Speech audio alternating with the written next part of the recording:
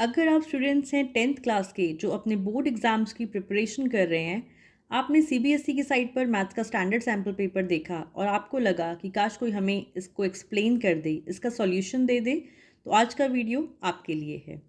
यहाँ मैं इस वीडियो में एक्सप्लेन करने वाली हूँ CBSE maths standard sample paper का सॉल्यूशन सेक्शन सी का। सेक्शन ए और बी का सॉल्यूशन मैं ऑलरेडी अपनी पुरानी वीडियो में एक्सप्लेन कर चुकी हूँ। उसका लिंक मैं डिस्क्रिप्शन बॉक्स में डाल दूँगी, आप वहाँ जाकर चेक कर लीजिएगा। तो स्टार्ट करते हैं सेक्शन सी का सॉल्यूशन। 3 मार्क्स के क्वेश्चन रहेंगे इस सेक्शन में और 26 क्वेश्चन को हम लोग गो थ्रू करते हैं। 26 क्वेश्चन में हमें गिवन है √3 इर्रेशनल है और हमें प्रूव करना है कि 5 + 2 √3 भी इर्रेशनल होगा। तो ऐसे क्वेश्चंस में हम अपनी अजम्पशन करते हैं उल्टा। हम ये मान के चलेंगे कि 5 + 2 √3 रैशनल है।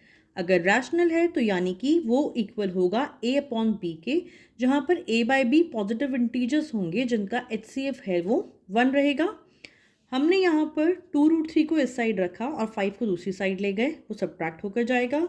फिर हमने यहाँ से 2 को भी रिमूव करा और उसे भी राइट हैंड साइड ले गए, तो हमारे पास आया √3 = a/2b - 5/2।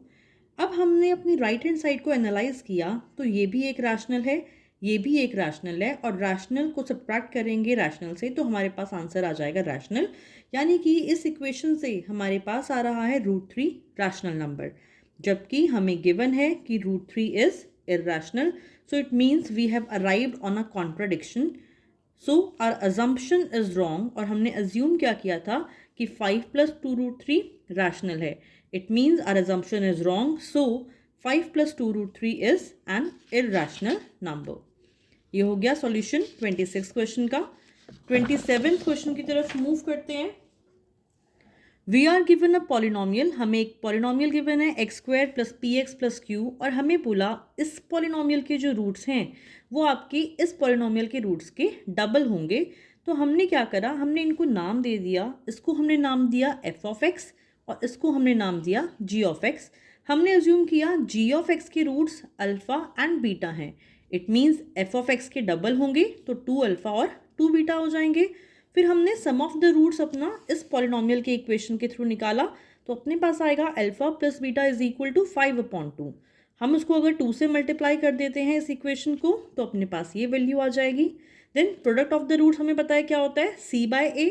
वो यूज़ कर कर हमने अल्फ़ा बीटा की वैल्यू निकाली और इसको 4 से मल्टीप्लाई कर दिया तो हमारे पास आ जाएगा ये वैल्यू। अब जो आपका पॉलिनोमियल बनता है, आपने ये वैल्यू सब्सटीट्यूट कर दी तो आपका पॉलिनोमियल बन जाता है x² - 5x - 6।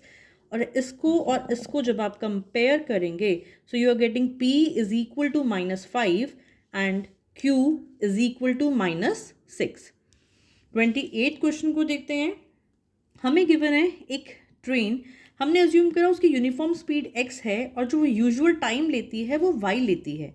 x km/h is the uniform speed and yr is the time it usually takes to cover a certain length of journey.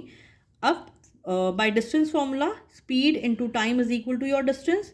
According to question आपको given था कि अगर 6 km/h की स्पीड बढ़ जाएगी तो टाइम आपका 4 आवर्स कम लेगा। उसको हमने सब्सटीट्यूट कर दिया। आपका डिस्टेंस सेम रहने वाला है, चाहे ये डिस्टेंस हो चाहे ये डिस्टेंस हो। स्पीड को कम ज़्यादा या टाइम को कम ज़्यादा करने से हमारा डिस्टेंस नहीं बदलेगा। हमने इसको यूज़ करके सॉल्व किया, हमारे पास एक इक्वेशन आ गई। इसको हमने नाम दे दिया इक्वेशन 1।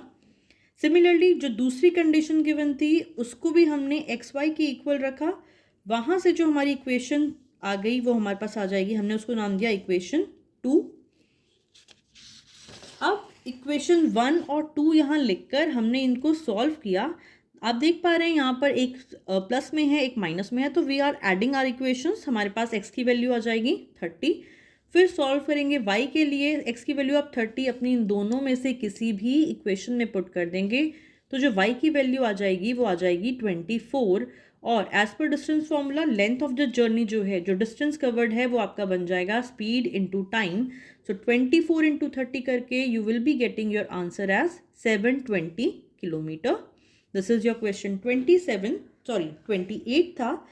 28 में बच्चों के पास ऑप्शंस गिवन है। अगर आपको ये नहीं आपका मन कर रहा करने का या आपको कोई भी प्रॉब्लम आ रही है तो एक दूसरा क्वेश्चन गिवन है जो कि चॉकलेट्स बताई गई हैं, हमने 2 लॉट्स में डिवाइड किया है ए और बी में। तो हमने मान लिया ए लॉट में एक्स हैं चॉकलेट्स और बी लॉट में वाई हैं। तो इट मीन्स टोटल चॉकलेट्स जो डिस्ट्रीब्यूट करी गई हैं 2 लॉट्स में वो हैं एक्स प्लस वाई। अब कुछ कंडीशन गिवन थी, हमने कंडीशन अप्लाई करके अपनी इक्वेशन बनाई। हमारी एक इक्वेशन ये बन जाती है और दूसरी इक्वेशन आपकी ये बन जाएगी। फिर आपको पता है कि आपको कोएफिशिएंट्स यहाँ पर इक्वल करने होंगे, चाहे एक्स के या वाई के।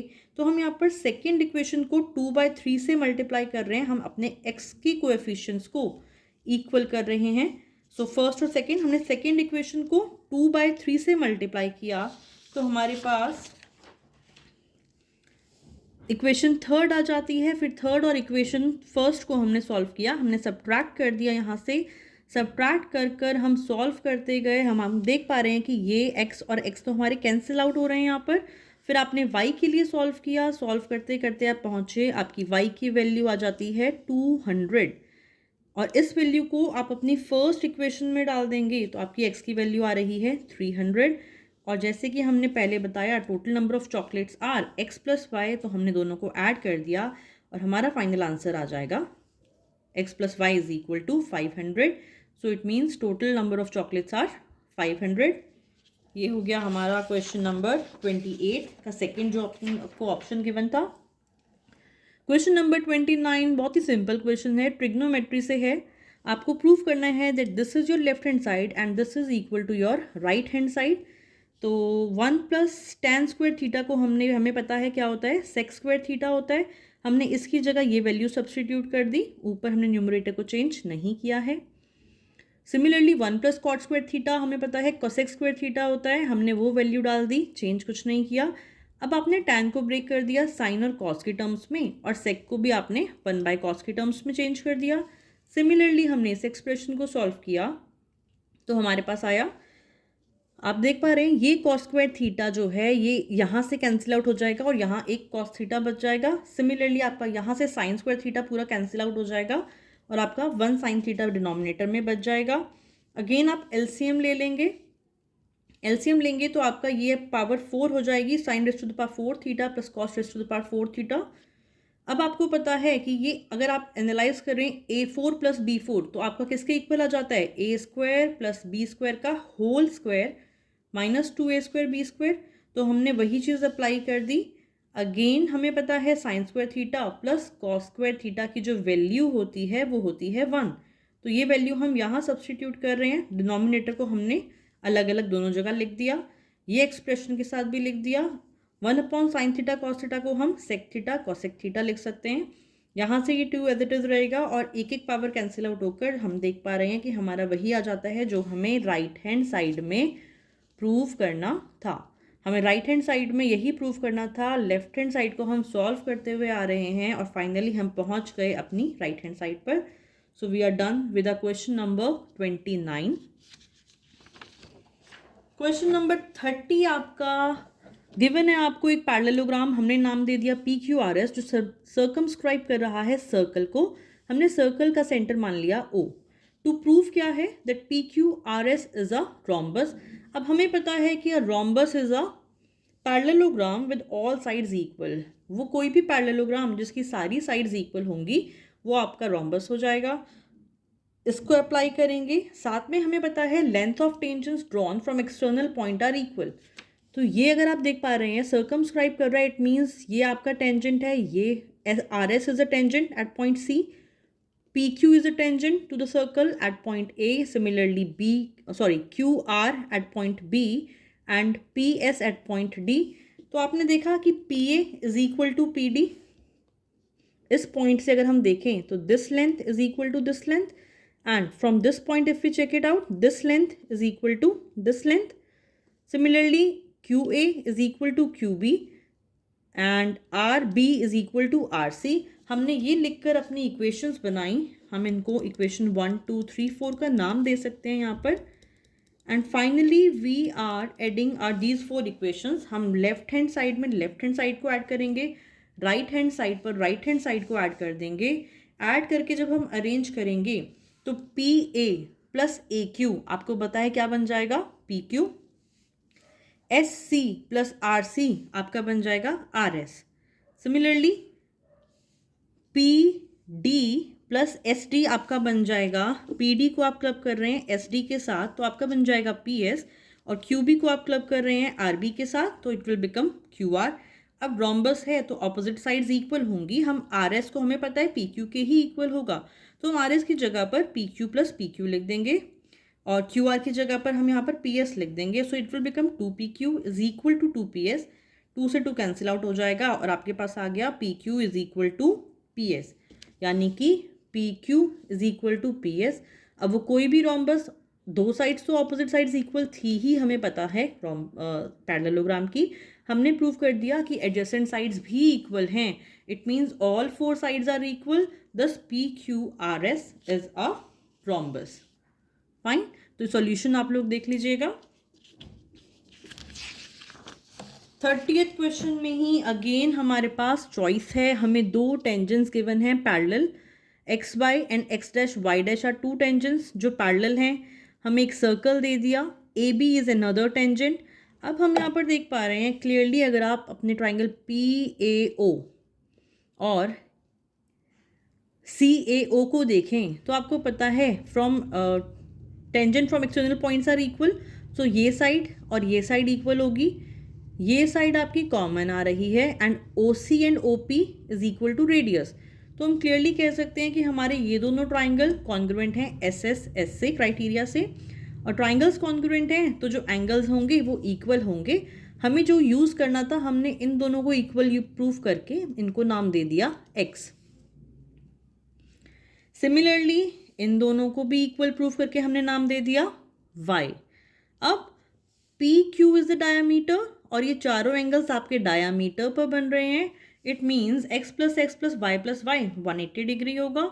सॉल्व करेंगे आपका 2x प्लस 2y 180 आएगा और फाइनली जब आप 2 को कैंसिल आउट कर देंगे तो आपका x plus Y is equal to 90 degree आ जाएगा।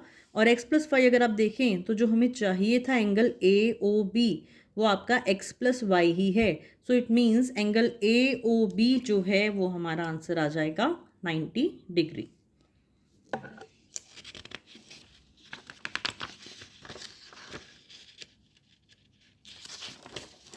सेक्शन सी के लास्ट क्वेश्चन की तरफ मूव करते हैं। यहाँ पर प्रोबेबिलिटी से लिया गया है two coins are toss simultaneously, तो जो हमारे आउटकम्स निकल कर आने वाले हैं कॉइन्स को टॉस करने पर, या तो head head, head tail, tail head या टेल टेल, हमें प्रोबेबिलिटी निकालनी थी at least one head. At least one head मतलब कम से कम एक हेड तो होना ही चाहिए, तो हम गिन लेंगे एक या दो, एक से ज़्यादा चलेगा, 1 2 3, 3 cases, total of 4। Similarly at least one tail ये हो जाएगा।